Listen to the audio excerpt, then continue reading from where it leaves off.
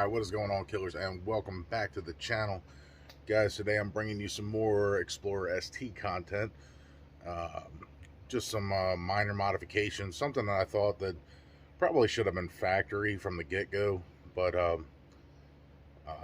before I even address the modification, I have to do something good, and realized how dirty it is underneath here. So I'm gonna clean that up real quick and then we'll get to it. I kind of gotta hurry up because if you can tell, we got some rain coming.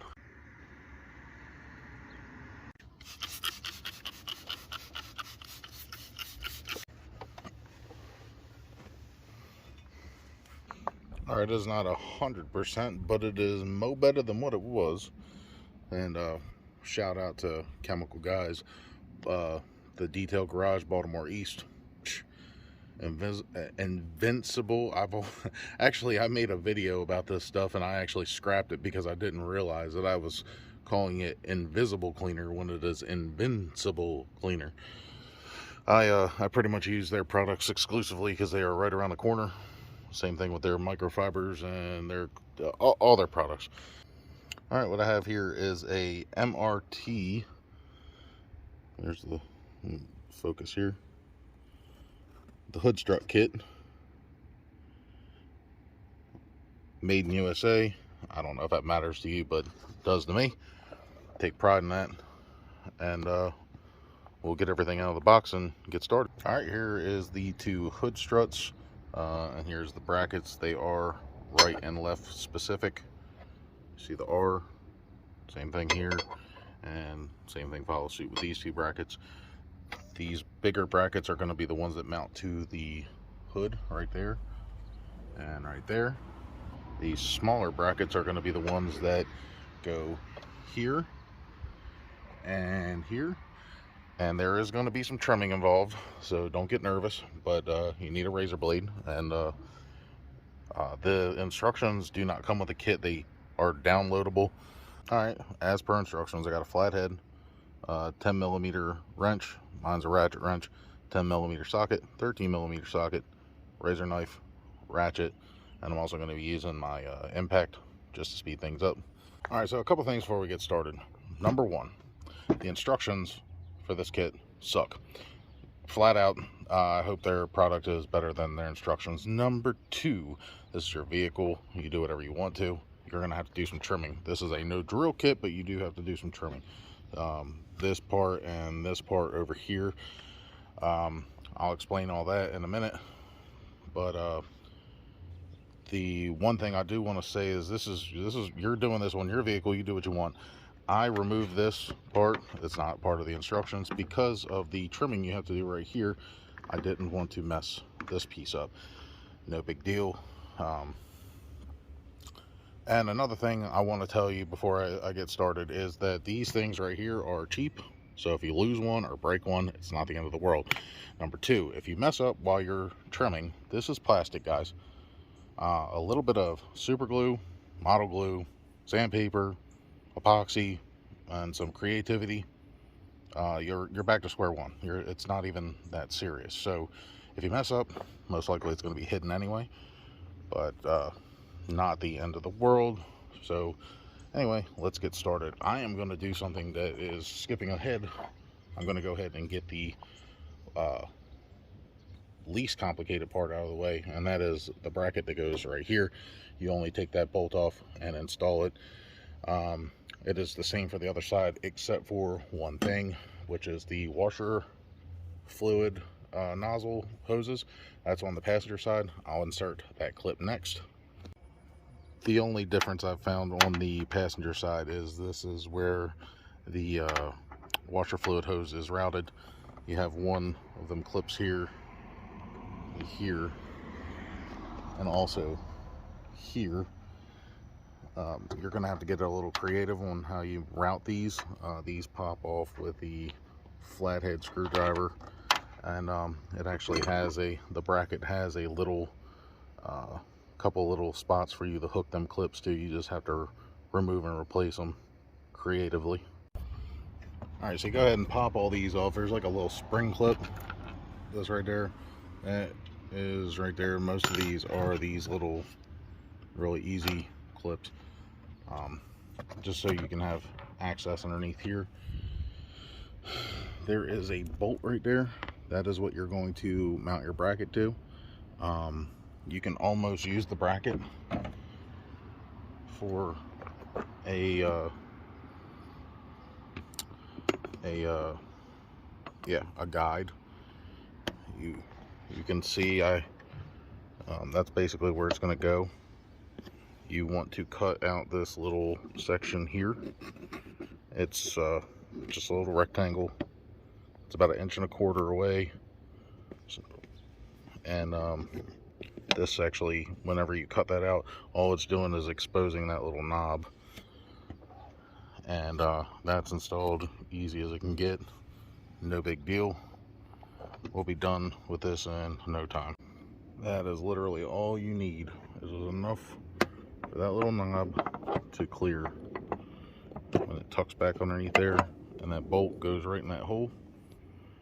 Get that done real quick. I would highly recommend using, unless you're gonna do all the things to take all this off with the wiper blades and all that stuff, I would recommend just using a ratchet wrench or a swivel head ratchet wrench. That would be much easier. Alright, I just decided to cut that off and just expose the whole bolt because quite frankly, that was freaking stupid. I'm not about that life, and seriously, it's not that serious. Well, I loosely installed this just in case, so I can make minor adjustments whenever I install the strut, from here to here. Next, there is a little lip.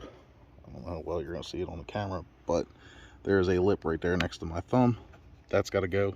It's only about that long, maybe 1.5 inches, 2 inches, and we'll trim that, and then pretty much from here over and across has to go. There's a little foam block right here. I already peeled that off. See that right there? Peel that off, and this little rubber flap, that'll be in the way. So pretty much, like I said, you gotta cut a perfect rectangle off. There's all the trimming that I had to do. Same thing with there, and that little lip underneath is gone, so that'll lay nice and flat. Any scratches that you make like that, just hit them with a Sharpie or whatever. Same thing, if you make any scratches in your plastic, just apply some small amounts of heat, and this stuff is really pliable. Remember I said I took this off because I had to do some trimming? Well, that shared a hole with that. This slid up underneath, so that is why I did that. I'm going to put this back. Alright, the only thing left to do is install the strut, and this is the part that goes to the hood, this is the part that goes to the fender. So very, very simple. They just kind of pop in there. You might have to compress it a little bit. Yeah, it's like, sorry, once again, needed both hands. It just pops in there, and like I said, I loosely installed everything, so once I make some adjustments and make sure it's all straight and good, I'll do the final tighten down, and then the only thing left to do is take that off right there.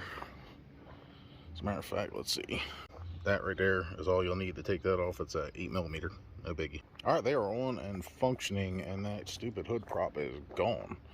I did some additional clearancing because it looked like the back of the hood was sticking up a little bit.